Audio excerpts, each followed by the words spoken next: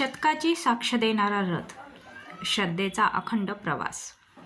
सिन्नरच्या भैरवनाथ महाराज मंदिर यात्रोत्सवाला यंदा ऐतिहासिक उंची. सिन्नरचे ग्रामदैवत भैरवनाथ महाराज यांच्या यात्रोत्सवातील प्रमुख आकर्षण ठरलेला रथ यंदा शतकपूर्तीचा टप्पा गाठत आहे. 1926 साली उभारलेला हा सागवानी लाकडाचा रथ केवळ धार्मिक परंपरेचा भाग नसून गावकऱ्यांच्या सामूहिक श्रम, श्रद्धा आणि सामाजिक एकजुटीचे जिवंत प्रतीक बनला आहे. विडी कामगारांची एकजूट, परंपरेची पायाभरणी. स्वर्गीय बाळाजी गणपत वाजे यांच्या पुढाकारातून त्यांच्या विडी कारखान्यातील कामगारांनी स्वखर्चाने निधी जमा करून हा रथ उभारला. त्या काळात सागवानी लाकडात तयार झालेला हा भक्कम आणि कलात्मक रथ आजही तितक्याच दिमाखात उभा आहे.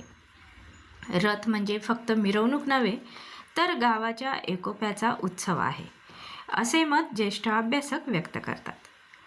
100 वर्षाची अखंड परंपरा. 1926 पासून सुरू झालेली मुखवट्याची रथातून मिरवणूक आजतागायत खंडित झालेली नाही. विशेष म्हणजे त्या काळात ठरविण्यात आलेल्या नियमावलीनुसारच आजही अनेक परंपरा पाळल्या जात आहेत. देणगीचे विभाजन, रथदुरुस्तीचा निधी, कुस्ती स्पर्धांचे आयोजन, ही व्यवस्था त्या काळच्या सामाजिक शिस्तीची साक्ष देते. मान आणि परंपरेचा सन्मान. प्रारंभी रथ ओढण्याचा मान सखाराम रामजी पाचोरे कुटुंबाच्या बैलांना देण्यात आला होता. काळानुसार गावातील इतर कुटुंबांनाही हा सन्मान देण्यात येऊ लागला. आजही मान ही संकल्पना सिन्नरच्या सामाजिक जीवनात तितकीच महत्त्वाची आहे. धार्मिकतेसोबत सामाजिक व्यवस्थापनाचा आदर्श.